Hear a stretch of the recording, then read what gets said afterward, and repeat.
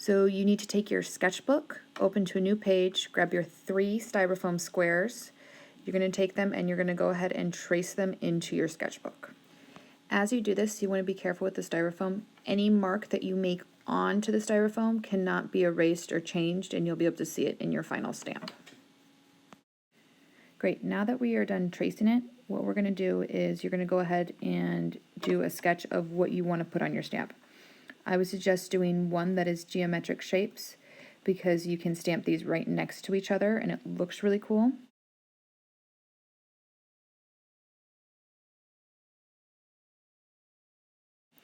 You can do a picture on one. As you do this, really think about taking up that whole space. Any extra space is just going to be a solid color around there. So you can add a pattern to it, like stripes or polka dots. I would suggest staying away from letters or numbers. But if you really, really want to do that, you need to make sure that the letters or numbers are backwards, because when you stamp it, it's going to be backwards from whatever you draw it as. Once you are happy with your designs, you're going to go ahead and take your styrofoam and you are going to draw your design on there.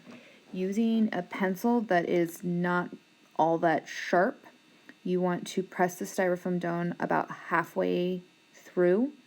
Don't go all the way through because otherwise you're just cutting it. Every mark you make, you want to make it deliberately because you cannot erase. So really think about the marks you're going to make. Now what I'm doing here is I'm going to go ahead and color in part of it. Anything that is not pushed down is going to be the color of the stamp pad. Anything that is pushed down will be the color of my paper. So I want those triangle shapes right there to be the color of my paper, not the color of my stamp pad.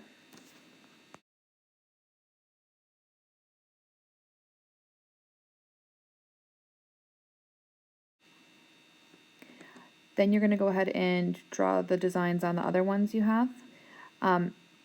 If you want to check to see what your stamp looks like before moving on, skip to the end of the video. If you want to just draw them all first, then go ahead and draw them, and then I'll show you how to stamp. Okay, so we're about to do the bee, and what we really want to make sure is that we're drawing it backwards. So my sketch was the correct way that a bee would go, and I want to draw that in reverse because I really want to make sure that when I stamp the bee onto the paper, it's not going to be backwards.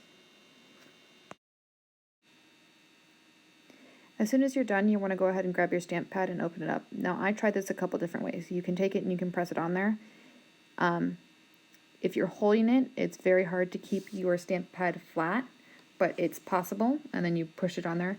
Do you see how there's the blank spots? So what I found is easier to put it on a different piece of paper and then press the stamp pad onto your styrofoam till it's that bright color, and then take the stamp and press it onto the paper. That gives you a much better color. And then you're just going to go ahead and do that for all of your stamps and see what they look like.